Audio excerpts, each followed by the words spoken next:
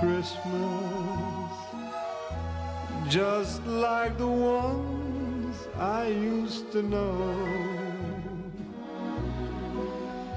where the treetops glisten and children listen to hear sleigh bells in the snow. I am dreaming of a white Christmas with every Christmas card I write. Look at this, guys. The first 1/24 scale malaise era luxury coupe I'm reviewing on my channel.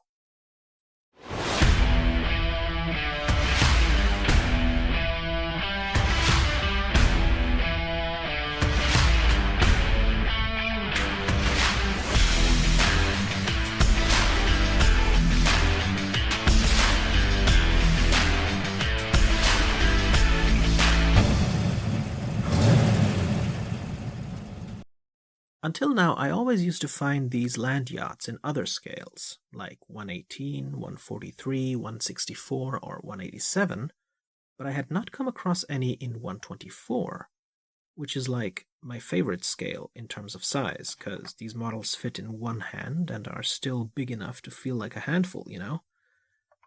And the only other 70s land yachts I had seen so far done in 124 were late 70s four-door sedans like Dodge Monacos by Greenlight's Movie Cars division. But this is something else. What we have here is a Dodge Royal Monaco coupe. This is a Gen 3 Monaco and was made from 1975 up to and including the 1977 model year. And although WhiteBox says this is the 77 model, there really isn't any difference to the 75 or 76. I first saw this casting as part of a magazine-based subscription collection made for Mexico called Autos Inolvidables, not to be confused with the Coches Inolvidables made by Salvat for Spain. So it was the Mexico collection that had the Royal Monaco, and it was in blue and really hard to get, like overpriced $90 or more by scalpers.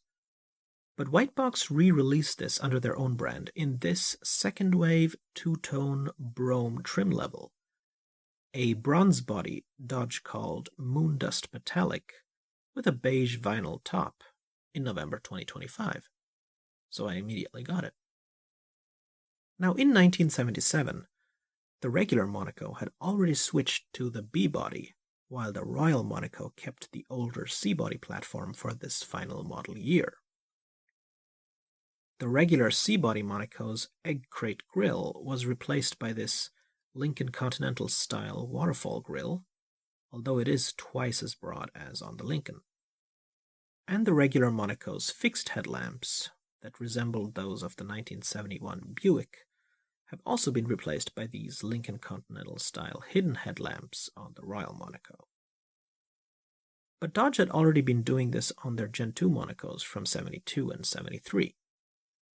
Taking a look at the front of the 124 scale Dodge Royal Monaco by WhiteBox, you can see that the front is done really nicely. This being a Royal Monaco, it has the hood ornament, which is the old Dodge Monaco crest. It looks really good. And then we have this beautiful front grille. Like I said earlier, it's wide and just absolutely massive. And it says Dodge on the top of the grille. The front bumper also has that signature cutout that lets you see the grille extending behind it. You can also see that the grille extends underneath the headlamps. We've got California plates saying 616 TNT. You can see it says Royal Monaco here on the headlamp covers. It's also got these weird vents right behind the bumper, which WhiteBox faithfully replicated both here at the front and at the back. It's even got these little stubs on the front bumper, which are also on the real car. And when the headlights are on, they look like this. Now, the Royal Monaco is powered by a V8, with the options being a 5.2 liter, 5.9 liter, 6.6 liter, or 7.2 liter, outputting somewhere around 190 horsepower and a top speed of 200 kph. We've got the antenna stub here, but look at that, no windshield wipers modeled at all. But just like the Cadillac Eldorado I reviewed last month, the Royal Monaco also has these little stubs here that lit up when your turn signals were on. Really nice to see them replicated in 124. And taking a look at the side of the 124 scale Dodge Royal Monaco by WhiteBox. Now along the side you have this pinstripe that traverses the entire length of the car, starting right behind the indicator and traveling all the way back to the tail. And unlike Cadillacs, Monacos were rear-wheel drive cars. This being a Brougham, you have the smaller opera window behind the main window, and it also says Brougham here underneath the Dodge Monaco crest. The indicators are separate pieces, including the rear one. Although it's just a reflective strip and not a colored plastic piece, it is embedded in a separate chrome part and not just painted on like you'd expect on most 124s. We also have the Royal Monaco branding behind the front fender. And now taking a closer look at the wheels. These dog dish kind of hubcaps could have done with a little more detail, I think, but the white walls are fairly nice, because the previous limited edition blue one didn't have white wall tires. And taking a look at the back of the 124 scale Dodge Royal Monaco by WhiteBox, you can see that the back looks really cool, especially these taillights on the Royal Monaco that look different to the taillights on the C-Body regular Monaco.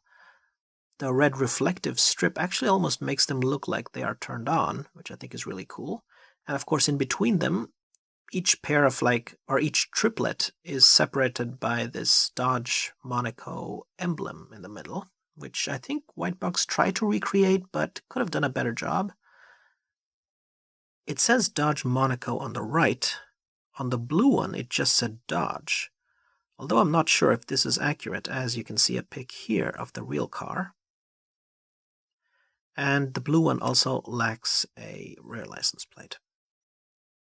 You've then got the trunk lock not just painted on, but separately carved.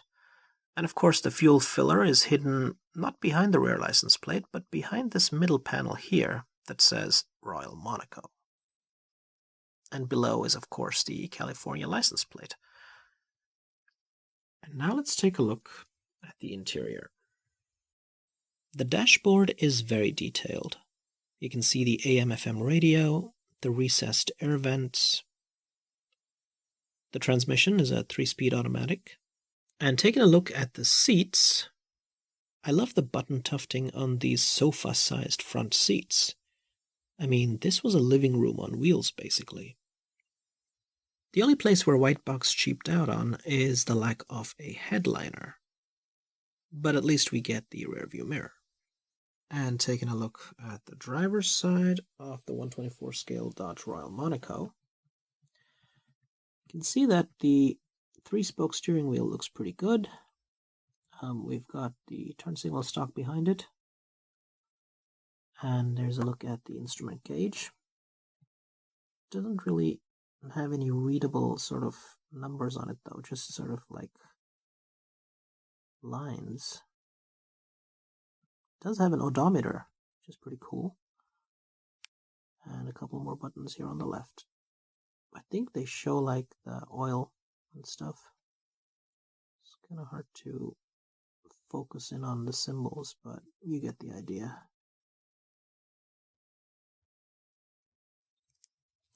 Now, the door card is there, but if I can focus this, yeah, it's black, so you can't really see the details. There's a little bit of detail, but it's all unpainted, and therefore hard to see. but it's a massive door. And here's a picture of the real Dodge Monaco's door card, and you can just see how much details it has. So this was definitely a luxury car. But yeah, it's still a good model, I think, especially for the kind of money it costs, which is like in the $30 to $35 range. Unfortunately, nothing opens, but I mean, it's still great. And now let's take a look at the undercarriage. And you can see that the undercarriage detail is there. We've got like the fuel tank here at the back, some shock absorbers, and of course here at the front it says 124 Dodge Royal Monaco. It doesn't say WhiteBox though. Exhaust system, muffler, and only the last part is painted in silver, but it does have a nice exhaust. So, yeah.